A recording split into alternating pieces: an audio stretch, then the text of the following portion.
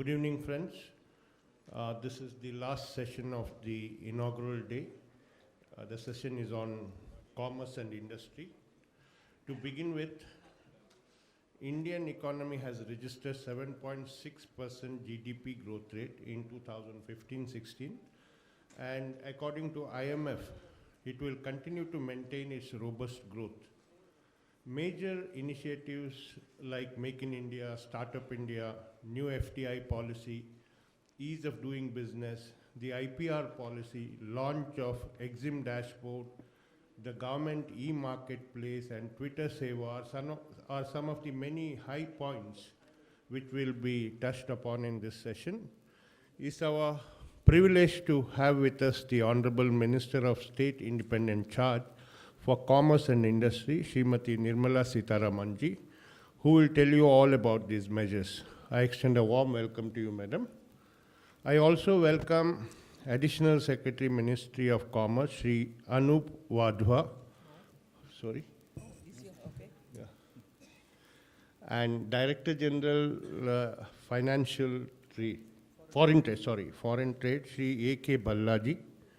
Friends, first, as usual, the Honorable Minister will make her opening remarks. We will then take some questions.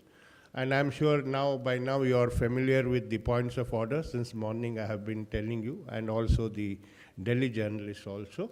So we'll follow that same points of order. Thank you. Now over to the Honorable Minister.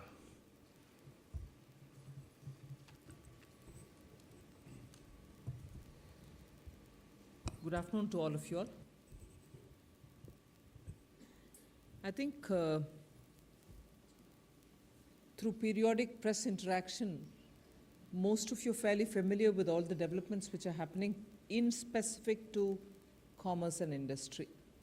However, just to highlight a few things, I would talk about commerce from the point of view of trade, the measures that we've taken to protect and to safeguard the interest of exporters, whether it is in the form of interest subvention or in the form of merchandise export incentivizing scheme, and so with service export incentivizing scheme.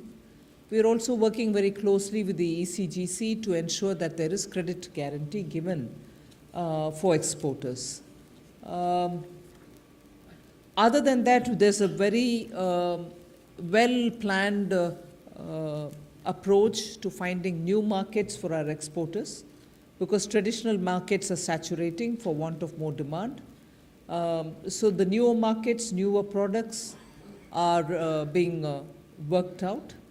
In the process, many of our exporters have reached some parts of Africa, some parts of Latin America, and therefore opening up of newer markets is also intensively an area in which we've had success in trying to tie up with Peru, Chile, and countries like that. We are activating, as you know, the BIMSTEC, we are activating Mercosur, we are looking at South Africa-based South Africa and its neighboring countries as a potential for opportunities that may exist. So if you're looking at trade, merchandise goods needs a lot of helping, because that's where the demand is really drastically falling. Services are surviving somehow, but services also, we are holding global exhibition on services. We are expanding the scope of services, not just to include IT and IT-enabled sectors, but we are also talking about other areas. You know the major achievement in that we have interacted with the Swiss government and ensured that the Ayurvedic pharmacopoeia is getting recognition there, and as a result of which now people in Switzerland have medical insurance covering if they take Ayurvedic treatment. Ayurvedic medicines are covered in their list of medicines. So is now Italy also starting to talk on introducing such measures. Then you spend a lot of time on regional trade agreements. We are in negotiation at the RCEP. We are talking with Australia. We are talking with Canada for the FTAs. So in a way, you have an overview of commerce through these various activities. WTO is a continuing forum where even recently in Norway we had a mini ministerial meet. One new thing which has entered from our list of things into WTO is the trade facilitation agreement related matters related to services. You have a trade facilitation agreement on goods which India has ratified, but there isn't any at all in discussion at the WTO on trade facilitation in services. India was invited to submit a concept paper. We had submitted. Now we are looking at expanding that into somewhat like a proposal for which the legal language is being vetted, and that paper is getting finalized. We'll be submitting that. That's about, I can say, on commerce as a bird's eye view. You can always ask me specific questions if I've missed out on any also.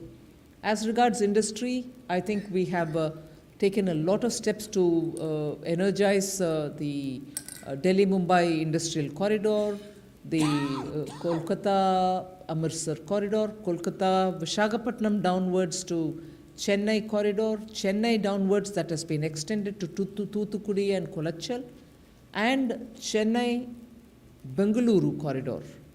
Now these corridors are not just the industrial corridor lines, but also you have nodes on either side. I am making an effort to make sure that the National National Investment and Manufacturing Zone, which also had listed a lot of nodal centers, also get integrated into the industrial corridors so that there is a comprehensive development around these corridors. So corridors each will have their own SPVs. Cabinet is giving us approval for that. Other than that, we are working with the state governments through which these corridors pass so that their inputs are also validly taken. I don't want to continuously have a monologue. There's enough to say, more to say on industries too, because several of the pharma cities, textile hubs, state governments proposing to have spice parks, all of this is happening simultaneously. So for now, however loose it is, I'll leave it at that, but you may ask me questions and maybe fill the gaps as I've left it. Thank you, Honorable Minister, Madam. I think she has given a lot of time for interaction by being very brief deliberately. Otherwise, Madam can talk for 3 hours on a subject. Okay, 270 plus. Good evening. I am Majid from Hyderabad. How the government will bridge the trade imbalance, especially the import and exports?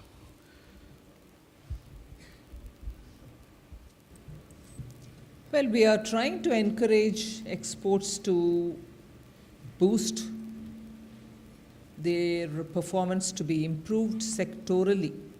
So if there are some particular sectors with a particular disadvantage, we are trying to help them to come out of it. As I said, we are looking at newer markets where they can export. Iran is coming back to being somewhat normal, so we'll restore our exports on steel, tea, rice, and also many project exports, not just to Iran, but to many African countries. Services market has not dried up, and in fact, if anything, the services market is also keeping up, keeping pace. Well, several efforts, several sectorally, several across the board. So it's an ongoing process. Yes, please. Madam Sitharaman ji, this is Suresh Bhatevara from Lokmat. I am from Maharashtra, and my district Nasik is a grape growing district largest grape growing district in the country. Last several years, means from 1991, the grape export from this country has started. It is 2015, but till date, the grape grower farmers are not getting proper help from the Commerce Ministry for the export of grapes. Especially the help from APEDA is very less. So can you enlighten us what can be done in this context?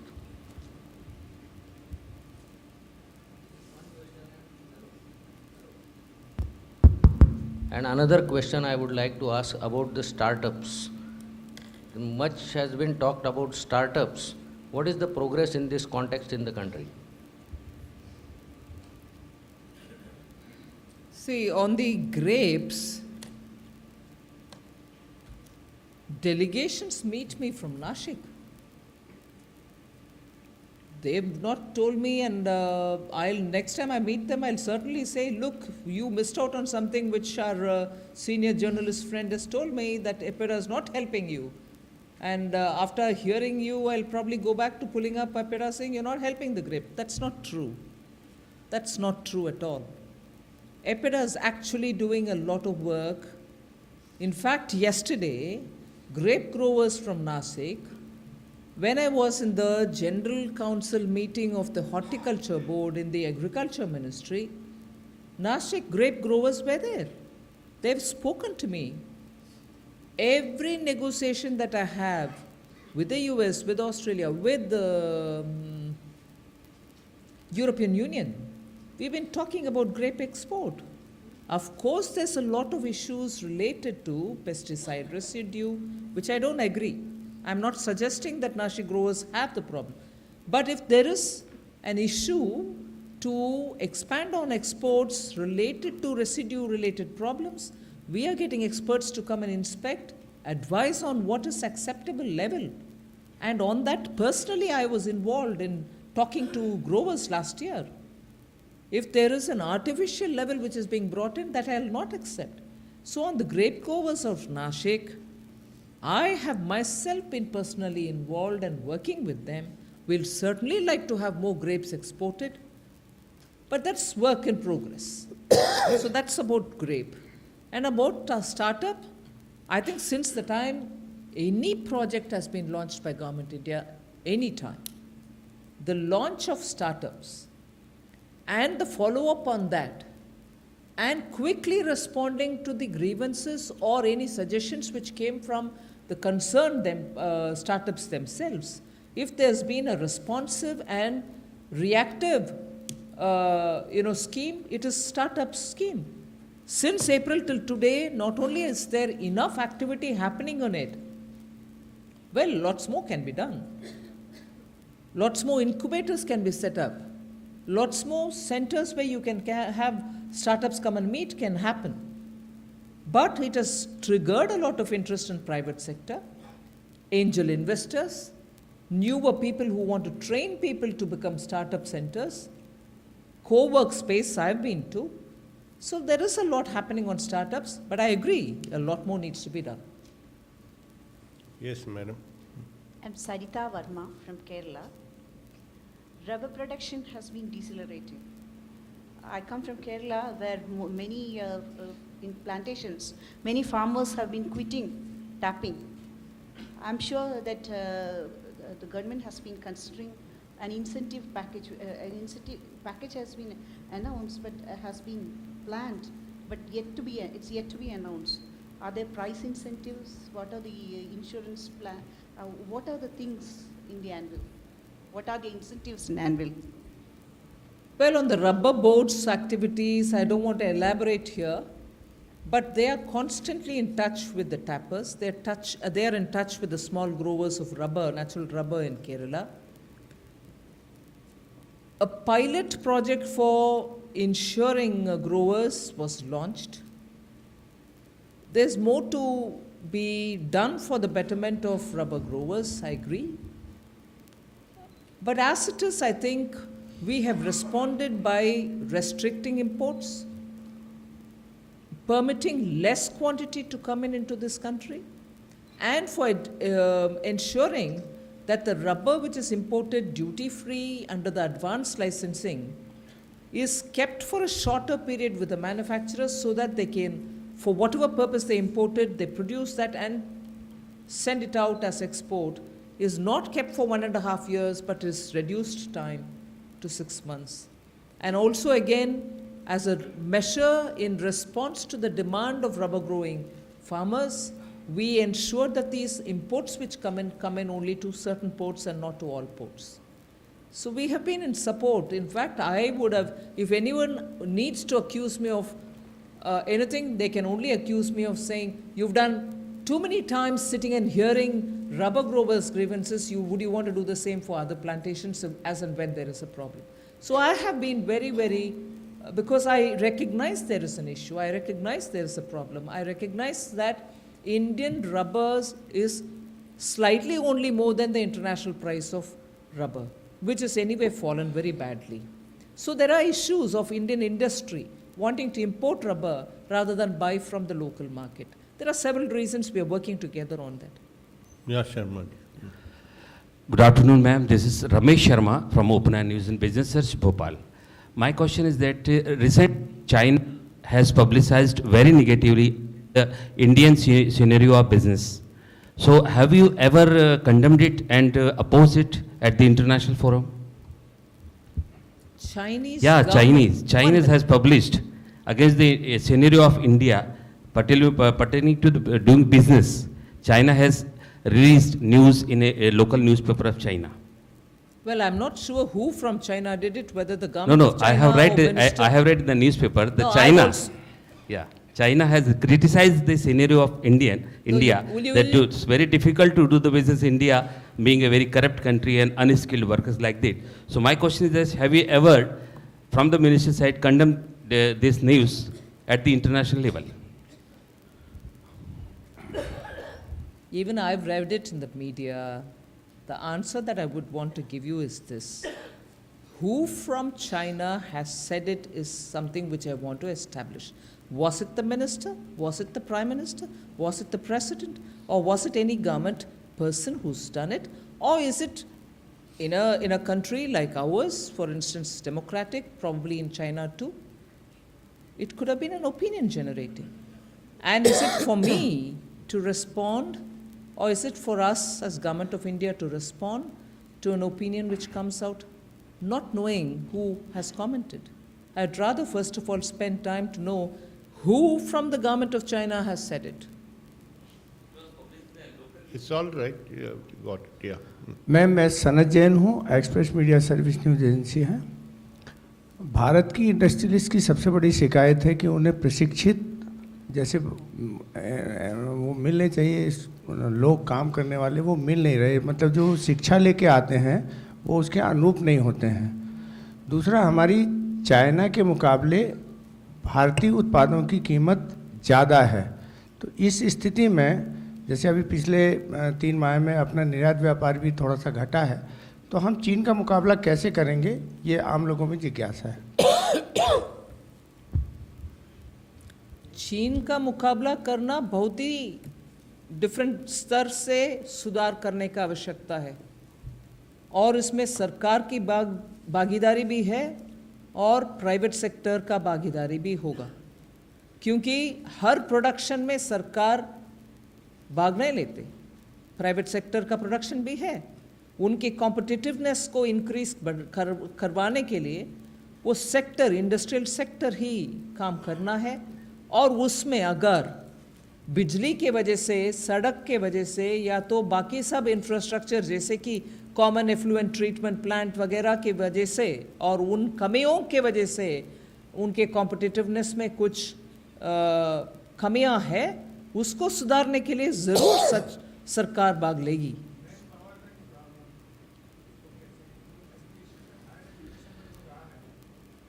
Mic में बात कर लीजिए please. Higher education के जो बच्चे आ रहे हैं, जैसे नारायण मूर्ति साहब ने बोला कि यहाँ के जो इंजीनियर निकल के आ रहे हैं वो इस लायक नहीं है कि वो इंडस्ट्री को या कॉम्पीट कर पाएँ, तो शिक्षा की पद्धति भी कहीं ना कहीं की जॉब ओरिएंटेड या उनका जो शिक्षा का स्तर है वो ऐसा हो जिससे वो इंडस्ट्री को सपोर्ट कर पाएँ।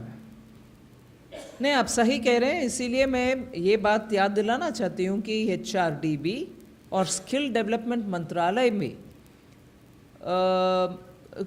कुछ हद तक साइंस एंड टेक्नोलॉजी डिपार्टमेंट भी इसमें भाग ले रहे हैं, और हायर एजुकेशन लेवल पर सिर्फ उनके सब्जेक्ट कंटेंट के अलावा स्किल का कंटेंट भी जोड़ना, एम्प्लॉयबिलिटी का कंटेंट भी जोड़ना, इसके ऊपर काम हो रही है।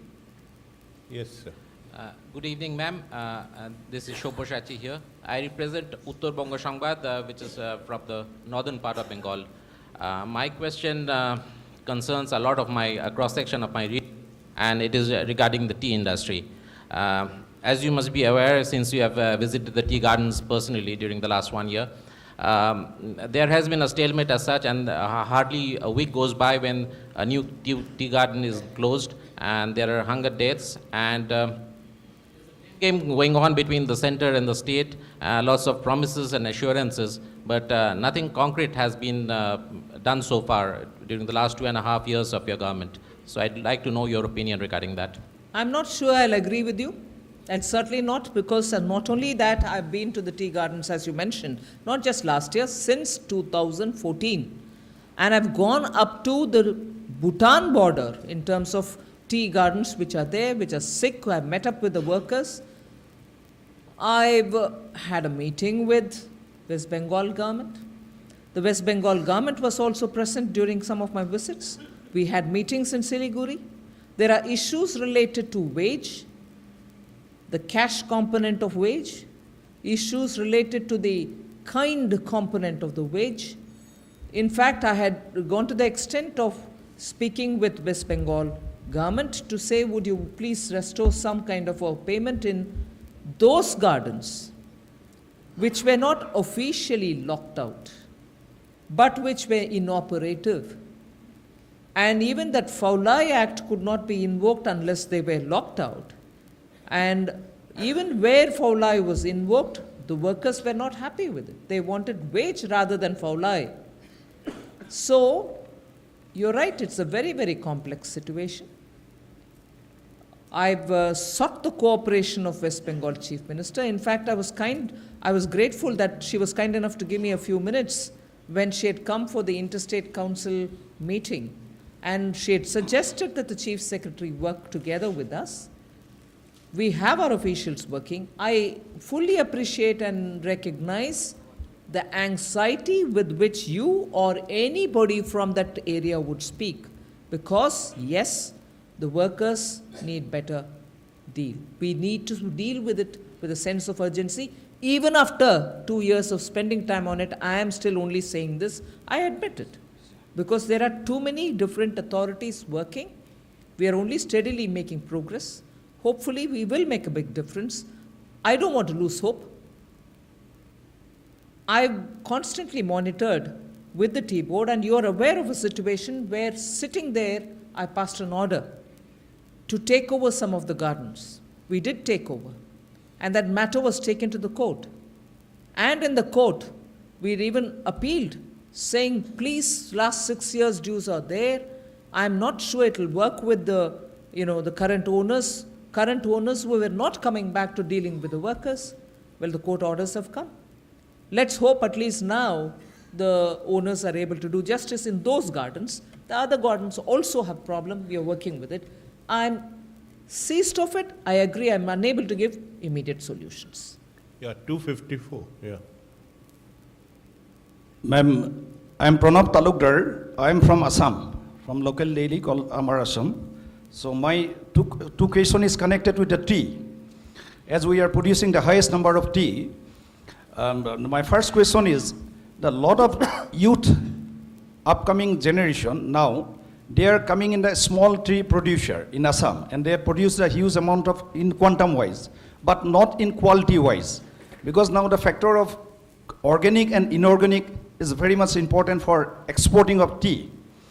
So my question is that all the youth and newcomers tea growers, they are using the pesticides, reason of what we cannot export the tea. And question number 2, as we are producing the highest quantum of tea in Northeast, in Assam, so still the tea board office in Kolkata, are you actively considering the under Look East policy, the tea board office should be shifted to Guwahati? Thank you. I don't want to undermine the seriousness of your question, but permit me to say, Bengal is east of Delhi too.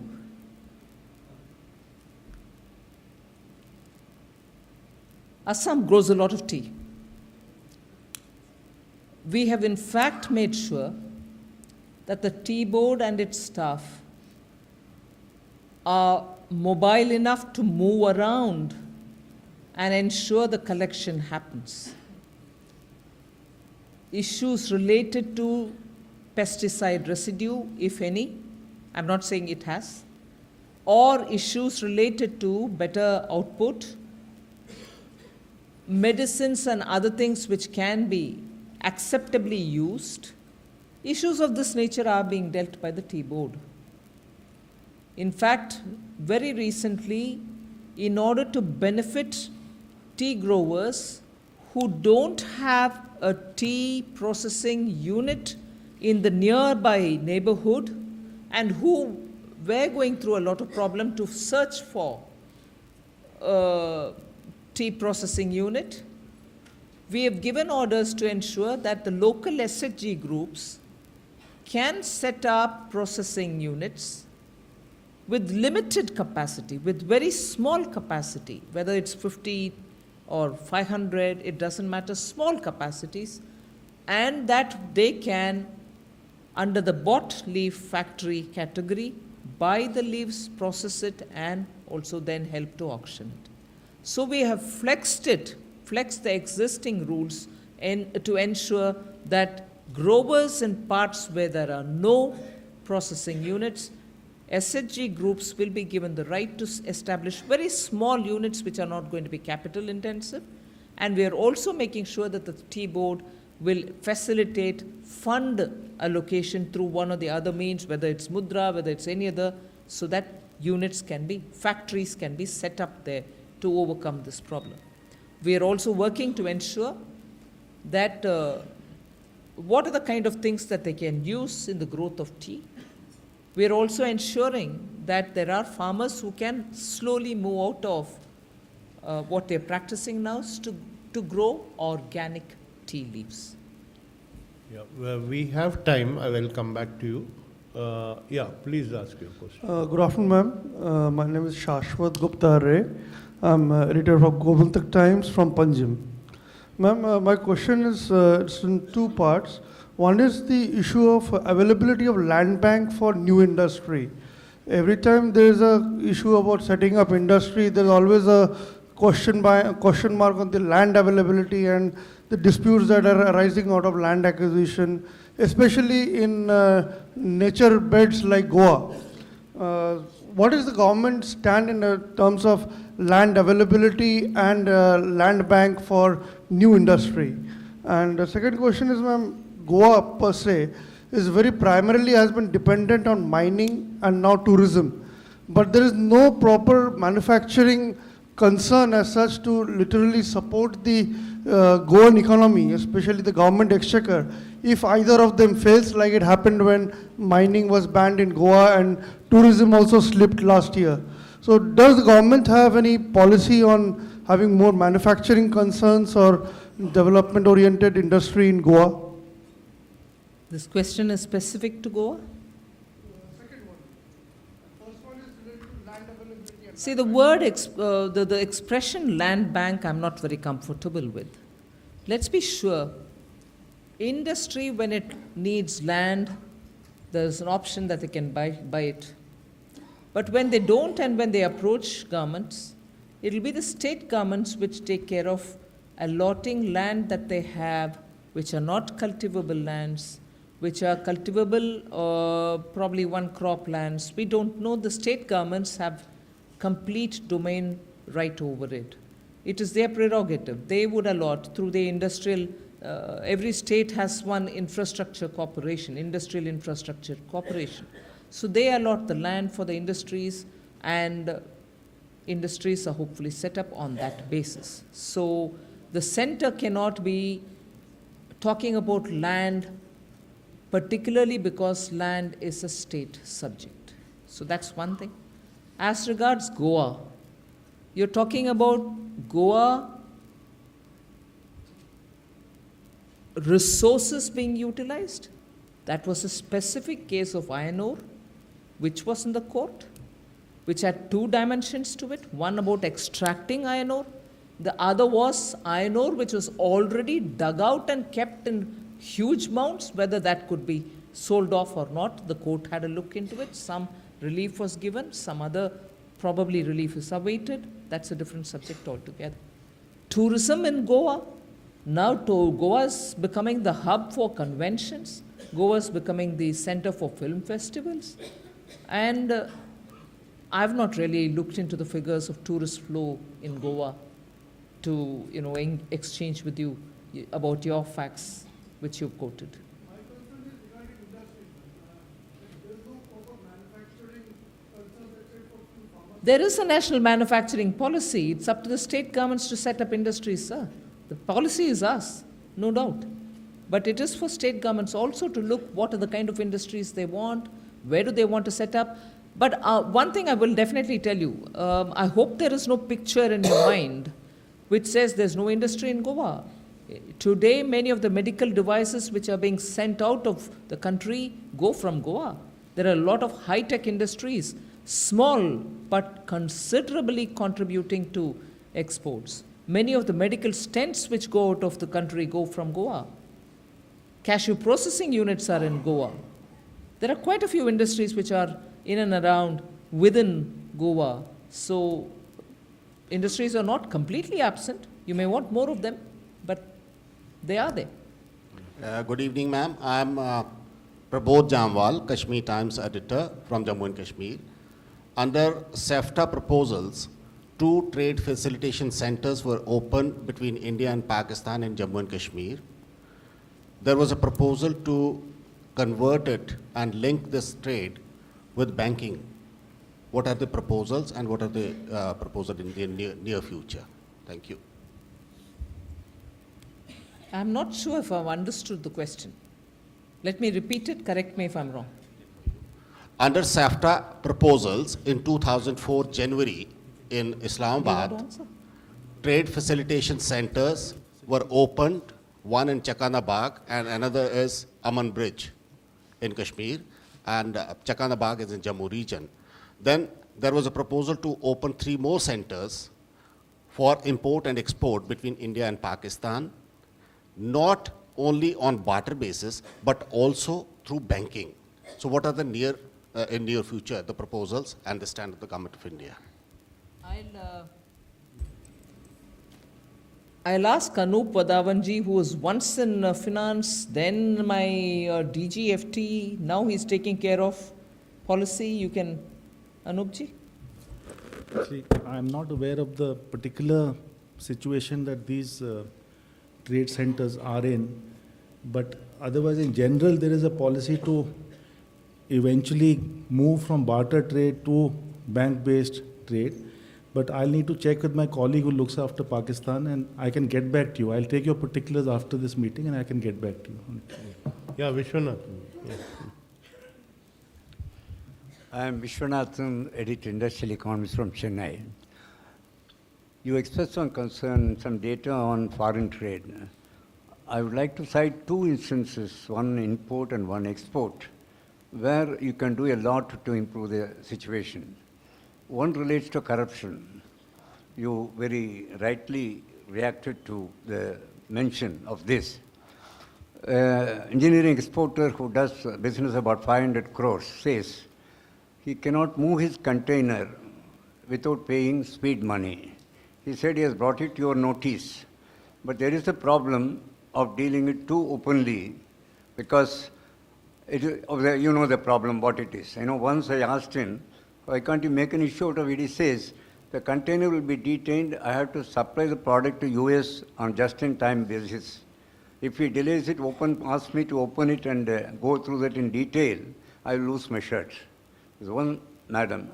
The second relates to our own queendom. We come from the queendom of Tamil Nadu, where we distribute a lot of money on subsidies.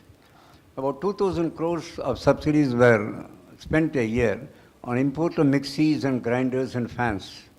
And these are all capable of being manufactured in Coimbatore, Rajkot or anywhere. But to our horror, the entire packets come lock, stock and barrel from China. There is no benefit to any one of our industries on this. Can't you do something to avert this colossal wastage of our own money of not very highly sophisticated products, but simple, stupid instruments like a fan or a mixie. Should all these things go to China with whom we have adverse trade balance?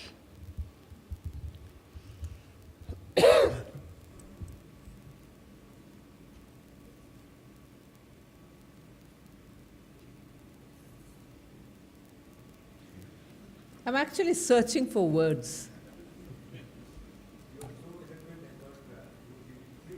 No, but you've actually put your finger on the underbelly of certain sectors, whether it's political, whether it's economic, whether it's customs, whether it is your border posts. And these are things which... No, that's why I'm searching for my words. I'll give you an answer, but I will take my time to find the right words. It is like...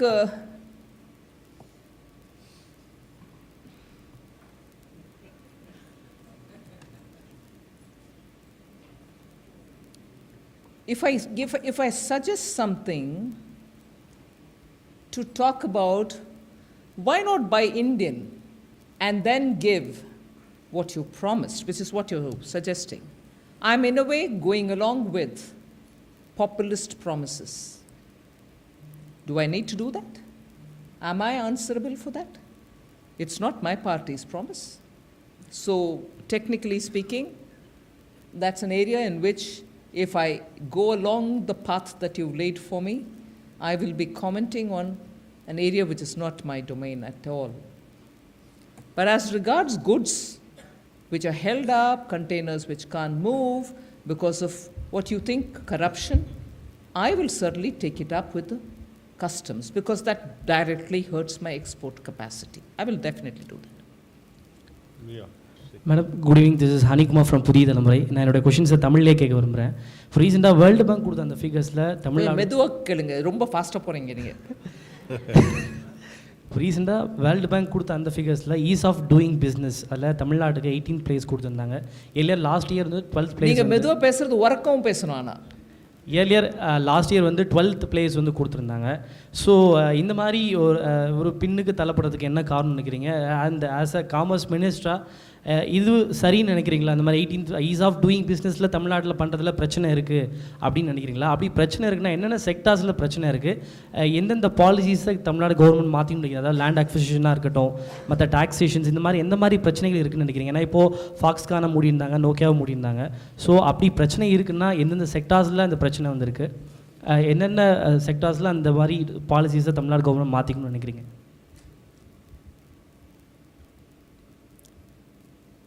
ஒவ்வொரு செக்டராக சொல்கிறதுக்கு இல்லைங்க.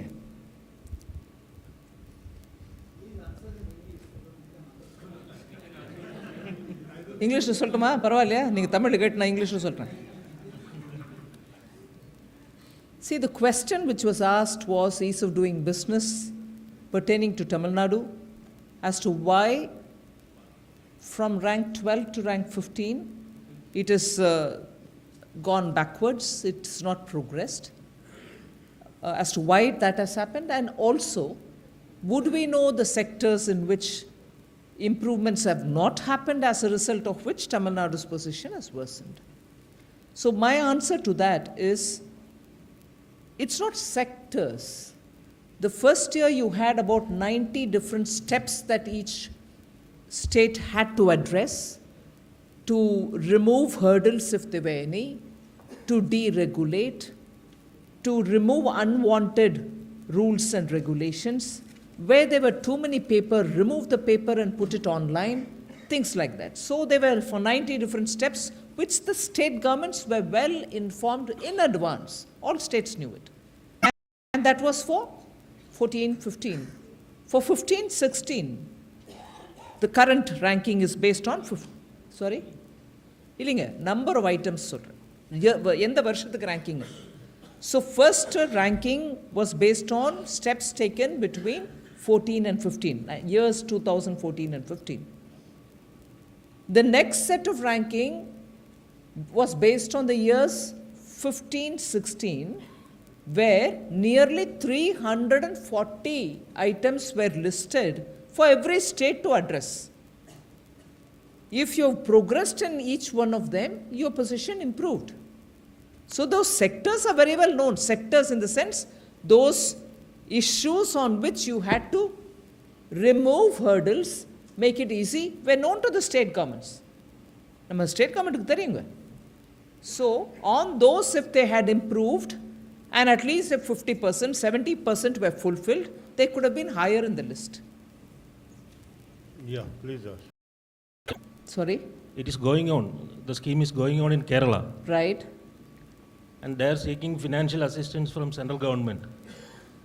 Only because rubber growers are registered with the board and they know them, they know their identity, and therefore the rubber board was asked to give that money to rubber growers. That's something which the Sri Umman Chandiji's government had announced and released well before the elections, well before the election.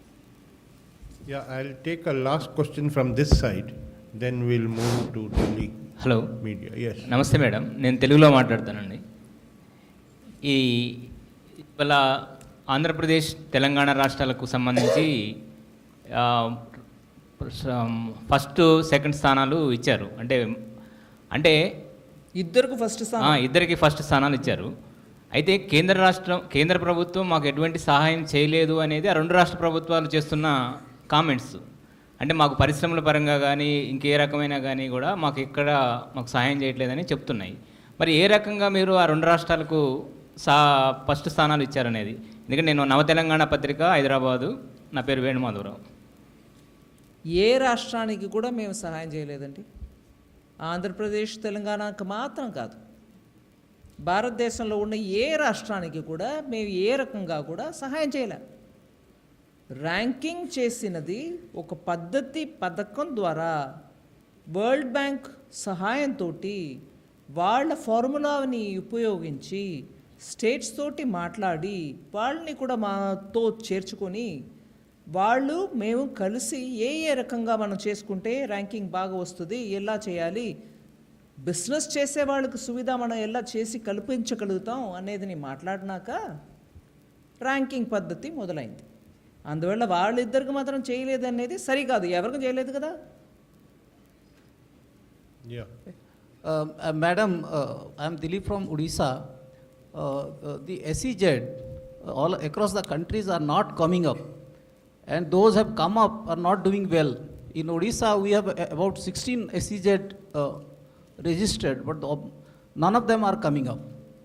We applied for aluminium, we applied for multi-product, we applied for steel, everything. Even IT, 2 SEZ in IT, but none of the SEZs are coming up. What, are you going to revisit these SEZs? Why they are not coming up? If they are not coming up, I would like to know more as to why they are not coming up. It comes to us to the approval stage well after everything is sorted out at the state government level.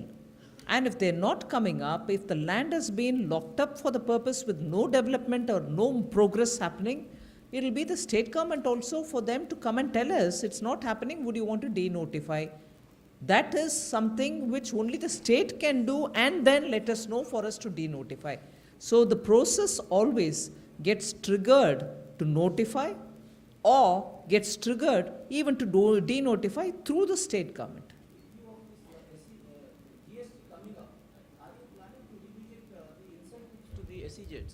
On that, a lot of discussion is happening, where the GST Council will take a position on it. Yeah, Ritu. Yeah, ma'am, Donald Trump in his election campaign took a view against outsourcing and immigration. So what does his presidentship, because he's now will be the new president of US, how will it impact our interests in United States when it comes to the IT sector? Because a lot of professionals move there and go and work there. A lot of companies from India has invested in US. And what is the strategy that you have in mind to protect interests of Indian companies, especially IT companies in US, given the kind of comments that were made by Mr. Trump during his election campaign?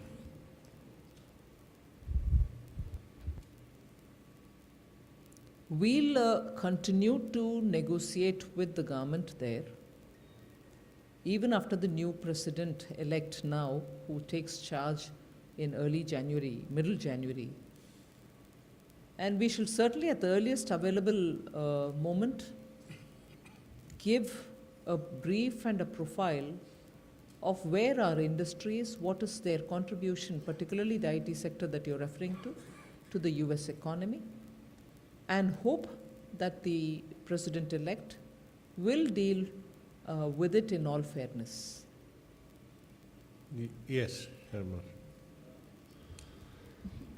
Madam, the small tea growers and growers of medicinal herbs had demanded that the government's crop insurance scheme be extended to them. Any proposal, any plans of the government on this? And next is about the agri-export zones. I want to know the status and how they are performing, or any chance or plans for revitalizing the agri-export zones. I'm not sure if we made any progress on the...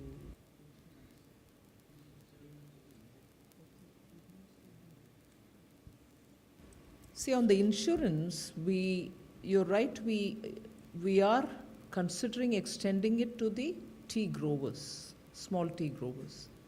But I'm not sure we have made any progress as yet on it. If there's anything, I'll let you know. Yeah.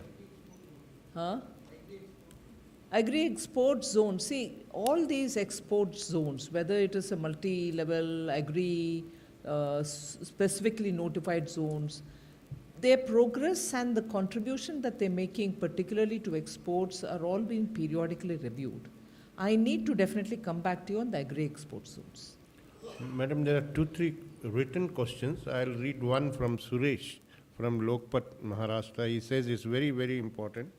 Sugar industry in Maharashtra is in crisis. It is the demand that export ban on sugar be lifted. The cooperative sugar factories are under pressure of heavy loans. They can earn some money through export. Mr. Sharad Pawarji met PM in this context recently. May I know what policy decision government is taking in this regard?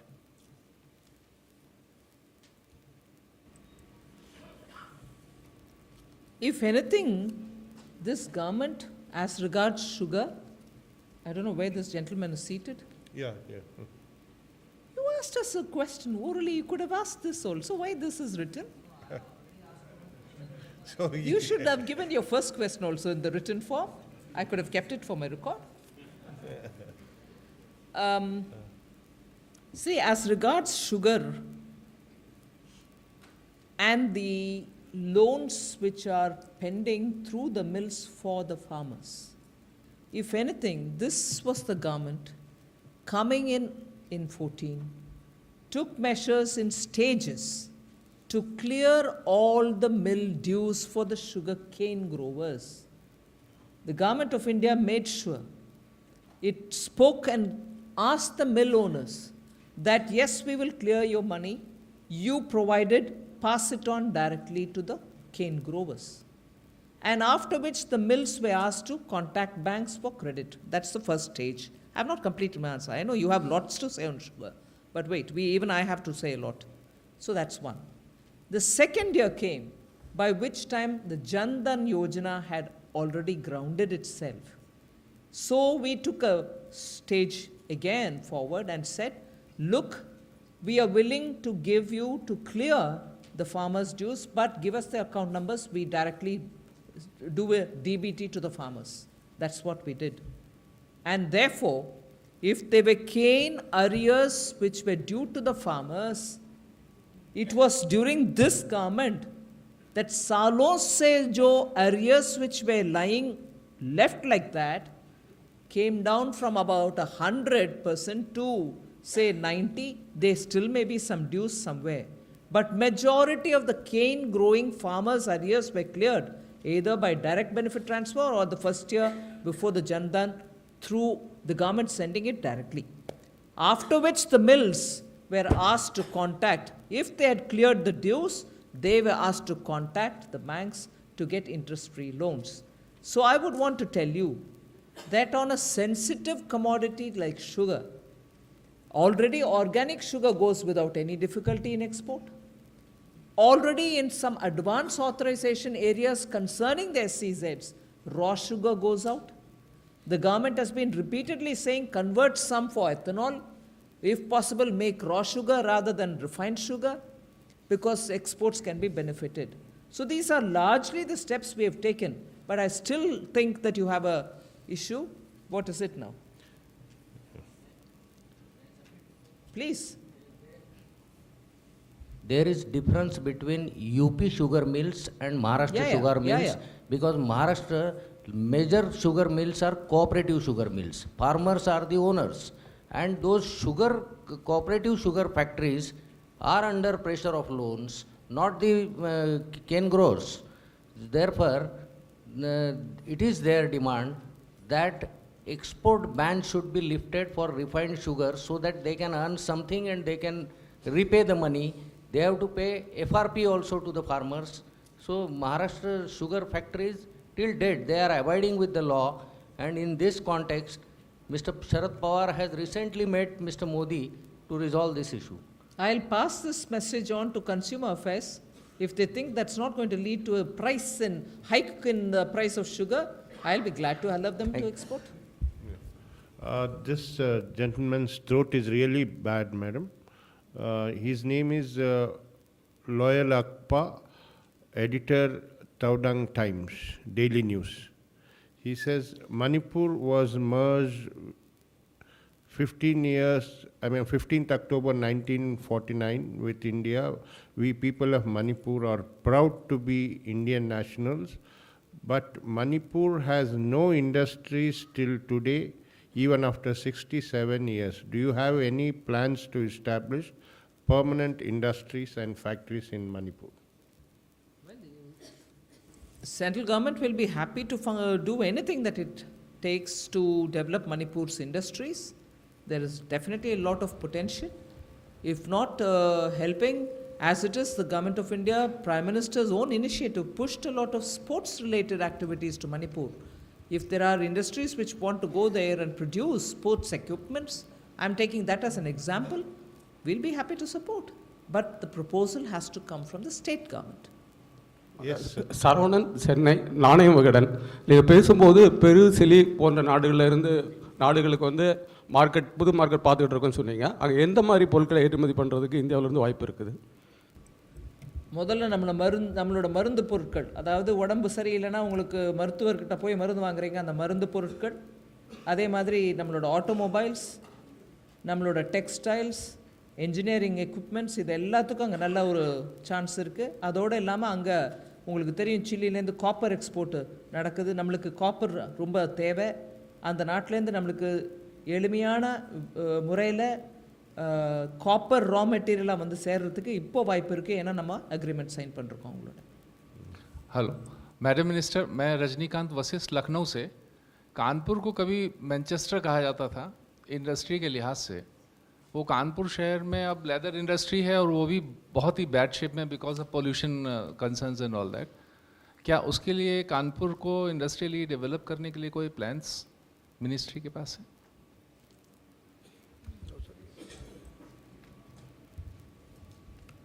I want to underline this principle first of all. If I'm sitting here or if the ministry is here, it doesn't mean that we pick on a particular place and do, yes, this place is industrial belt. Oh, zamana gaya. We don't sit and plan for which center has to be developed in which place.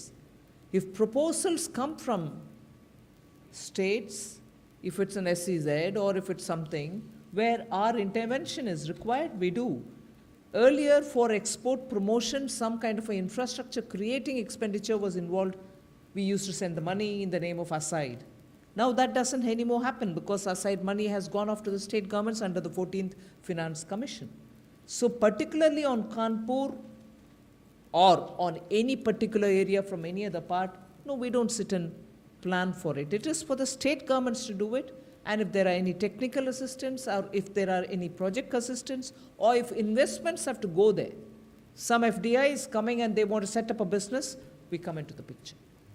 Yes, Sundareshan, who's from News Rise. very, yeah, you can ask that question. You can talk. Yeah.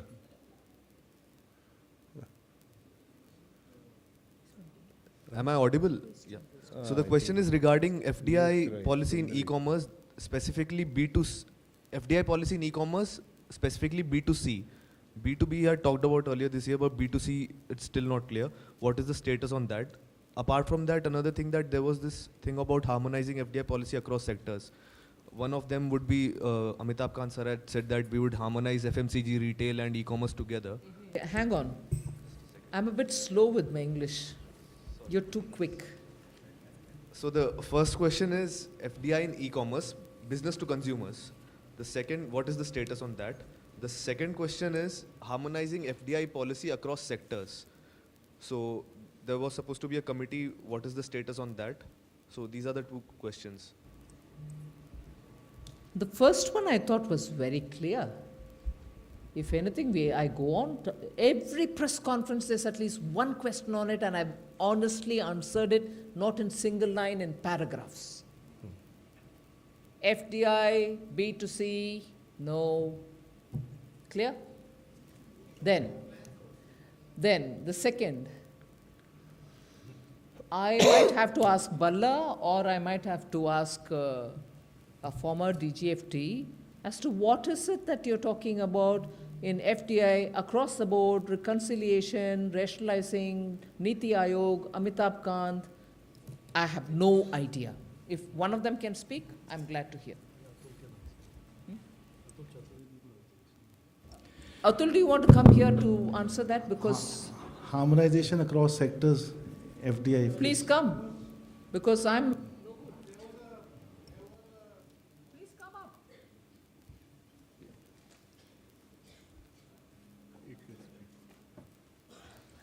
There was a committee which was set up under CEO Niti Aayog by the Prime Minister's office to examine all the matters related to e-commerce, ma'am, which you're aware. No, but he's talking about across the board FDI. No, there's no Is such. it? There is no such. No such. To harmonize across There is no sectors. such committee. No, wait a minute. We'll hear him out again. Would you want to say it again? No. So you want to repeat your question again? Oh, you also have the same question. So the greater synergy between the broader FDI policy and sectoral guidelines. So there should be a greater harmonization between these two. Please don't mind me. I'm not being cynical. I honestly don't understand the question. Would you please, both of you all, for the benefit of all of us, so that we give you a pertinent answer and not a guessy answer, would you please repeat? I'll give it a shot again. So, No, you can make it wider. so the report said, it was a few months ago, that FDI policy in FMCG and retail and e-commerce, it's being looked into harmonizing the rules across the three sectors. So there was a committee which was looking to, looking into it, the three sectors, harmonizing FDI policy. So I'm asking whether there's a status on that, a status update on that. Okay. Would you also care to please expand on the answer, on the question that you had? So what we have heard was that there's this broader FDI policy. I mean, on different sectors, it says this sector X. So FDA policy says something, and then there are a lot of restrictions when you actually go to apply for licenses in those sectors. So there was this talk of harmonization between these two. Sectoral guidelines that are administered by ministries, and there's this FDA, broader FDA policy. Who's that So, we're dealing with? Who's dealing that? Who's dealing with that, the other one that you're talking, as per your understanding? so I mean, it should be you, right? Some committee. Yeah. Okay. So will Atul give the answer? For me, there is no such committee. I do not know who or where announced it. There's no such committee. If I've understood your question, and I have 3 of my officers here who are also saying no such committee. All right? I hope that answers both your questions. And the broader issue Thank of you, Atul. broader I think issue we of can wind up compatibility between the FDI policy and the sectoral policy, I think. The same question. Yes. Ma'am, actually over the last couple of years, I know because I was handling insurance earlier, so they had got inputs from us in DFS on the insurance sector policy and incorporated into the FDI policy. Similarly, the FDI policy which DIPP has compiled has interacted with all the sectoral ministries and incorporated their input. So I don't think there is any major incompatibility. There might be some stray cases which you can bring to their knowledge if there is. But otherwise it is harmonized. I think the Honorable Minister, she can take two more. Okay, right. Ma'am, the US President-elect Mr. Trump is known to be quite against TPP. So everybody now says that TPP is very unlikely to happen. So what will be its impact on RCEP negotiations, and how do you see the whole thing?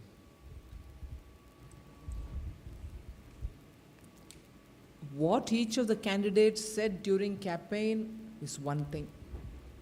Now that you have a president-elect of the US, we need to know what position they're going to take and what it is. And it is only after that can I respond. So we'll wait for that.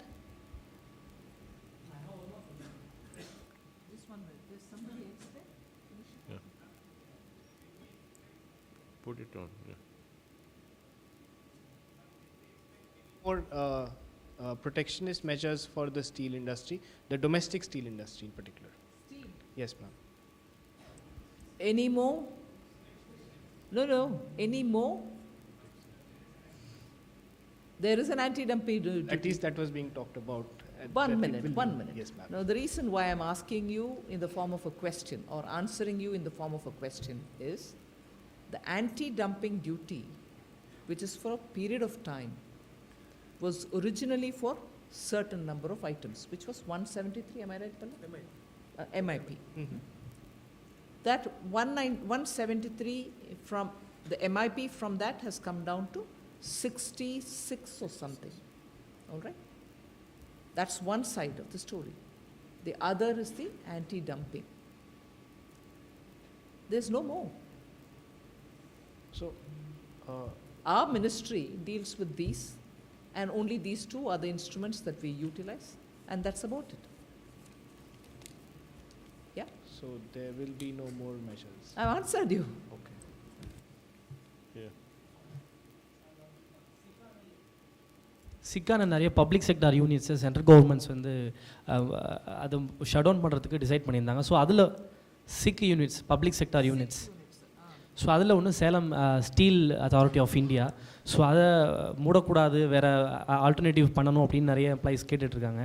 So அதுக்கு ஏதாவது central government steps வந்து எடுத்திருக்காங்களா? அது ஏதாவது அரசோட கவனத்துக்கு கொண்டு வந்திருக்காங்களா? ரெண்டாவது, காமர்ஸ் இண்டஸ்ட்ரி தமிழ்நாட்டில் வேறு என்னென்ன திட்டங்களை செயல்படுத்தியிருக்காங்க, கொஞ்சம் ப்ரீஃபாக சொல்ல முடியுமா?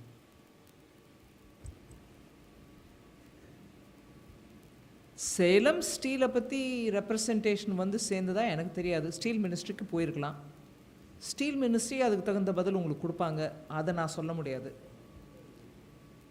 காமர்ஸ் மினிஸ்ட்ரி அண்ட் இண்டஸ்ட்ரி மூலமாக தமிழ்நாட்டுக்கு நாங்கள் பண்ணது என்னென்னா, அந்த குளோபல் இன்வெஸ்டர்ஸ் சப்மிட் மூலமாக தான் இந்த விசாகப்பட்டினம் சென்னை காரிடார் அதோடு நிறுத்தாமல் சென்னையிலேருந்து தூத்துக்குடி வரைக்கும் எடுத்துகிட்டு போகிறதுக்கான அனௌன்ஸ்மெண்ட் பண்ணது நான் தான். அந்த சென்னையிலேருந்து தூத்துக்குடியோடு நிற்காமல் திருப்பி மேற்கே குளச்சல் வரைக்கும் எடுத்துகிட்டு போனதும் நம்ம அனௌன்ஸ் பண்ணது தான். விச் மீன்ஸ் அந்த இண்டஸ்ட்ரியல் காரிடார் மாத்திரம் இல்லாமல் அதை சுற்றுப்புற ஏரியாவில் இருக்கக்கூடிய சில நோடல் சென்டர்ஸில் இண்டஸ்ட்ரியல் ஹப் பில்டப் பண்ணுறதுக்கும் தமிழ்நாட்டிலேருந்து முதலமைச்சர் அப்போது சொல்லி டீம் வந்து நம்மளோட பேசிட்டு போயிருக்காங்க. ஸோ அதற்கான உரிய முயற்சிகள் நடந்துட்டு தான் இருக்குது. அதை தவிரன்னு பார்த்தீங்கன்னா, சென்னை பெங்களூர் காரிடாரில் உங்களுக்கு தும்கூர் போகிறதுக்கு முன்னாடி தமிழ்நாடு மூலமாக போகும்போது ஹோசூர் அந்த பெல்ட்டில் நிறைய இண்டஸ்ட்ரியல் டெவலப்மெண்ட்டுக்கு வாய்ப்பு இருக்குது. ஸோ இதெல்லாம் நாங்கள் எடுத்த முயற்சி தான். Any informations about aim? ஏன்னா எய்ம்ஸ் வந்து சரியான பிளேஸ் தமிழ்நாட்டில் இல்லை அப்படின்னு அது சென்டர் ரிஜெக்ட் பண்ணிட்டு தான் சில இன்ஃபர்மேஷன்ஸ் போய்கிட்டு நியூஸ் போயிட்டுருக்கு. ஸோ அது எய்ம்ஸ் எங்கே? இல்லை ஒரு நிமிஷம். எய்ம்ஸுக்கு நிலம் கொடுக்கறது தமிழ்நாட்டு அரசோட ப்ரிராகேட்டிவ். அவங்க எங்கே நிலம் கொடுக்குறாங்க, அந்த கொடுத்த நிலம் எய்ம்ஸ் செட்டப் பண்ணுறதுக்கான வசதியோடு இருக்கான்னு பார்த்துக்கிட்டு ஹெல்த் மினிஸ்ட்ரி அங்கே எய்ம்ஸ் அனௌன்ஸ் பண்ணுவாங்க. இல்லை, தமிழ்நாடு கவர்மெண்ட்டு ஒரு 12 இடங்களை சூஸ் பண்ணியிருந்தாங்க. அது எந்த இடமும் சரியில்லை அப்படின்னு சென்ட்ரல் கவர்மெண்ட் அதை ரிஜெக்ட் பண்ணிட்டதா ஒரு தகவல். எனக்கு தெரியாது, அந்த தகவல் எனக்கு தெரியாது. ஆனால் 12 இடத்தையும் பார்த்துட்டு அவங்க ரிஜெக்ட் பண்ணாங்கன்னா 13ஆம் இடம் கொடுக்கறதுக்கு நல்லது தமிழ்நாட்டுக்கு கொடுத்தா பண்ணுவாங்க. அது ரிஜெக்ட் பண்ணாங்களான்றது எனக்கு தெரியாது. ஸோ எப்போவுமே ஒரு பிளான் அனௌன்ஸ் பண்ணிட்டாங்க அப்படின்னா ரிஜெக்ட் பண்ண மாட்டாங்க, அப்படி தானே? 12 இடம் கொடுத்தீங்கன்னா 1 எடுத்துட்டு 11 ரிஜெக்ட் பண்ண மாட்டாங்களா? என்னங்க நீங்கள் சொல்கிறீங்க? இல்லை, எந்த தமிழ்நாடு கவர்மெண்ட் கொடுத்த எந்த ஒரு இடமும் எய்ம்ஸ் செட்டப் பண்ணுறதுக்கு போதுமான சரியானதா இல்லை. எனக்கு உங்ககிட்ட நான் ஒரு மன்னிப்போடு சொல்ல வேண்டிய விஷயம் என்னென்னா, எய்ம்ஸை பற்றிய விவரம் என்கிட்ட இருக்காது, ஹெல்த் மினிஸ்டர்கிட்ட இருக்கும். ஆனாலும் நான் அதுக்கு பதில் கொடுக்கறதுக்கு முயற்சி பண்ணேன். இதுதான் ஒரு சென்ட்ரல் கவர்மெண்ட் ரெப்ரசன்டேட்டிவ் அப்படின்ற முறையில் அதை கேட்குறேன். சென்ட்ரல் கவர்மெண்ட் ரெப்ரசன்டேட்டிவ் நீங்கள் ஒரு மீடியா ரெப்ரசன்டேட்டிவாக வாக்குவாதத்தில் இடம்பெற்றால் நல்லா இருக்காது. Thank you, ma'am. Ma'am, on behalf of Press Information Bureau, we thank you. It was really kind of you. You gave generously your time and energy. Thank you very, very much. And friends, thanks for being here. And tomorrow we'll start the session sharply at 9:45 a.m. Thank you, madam.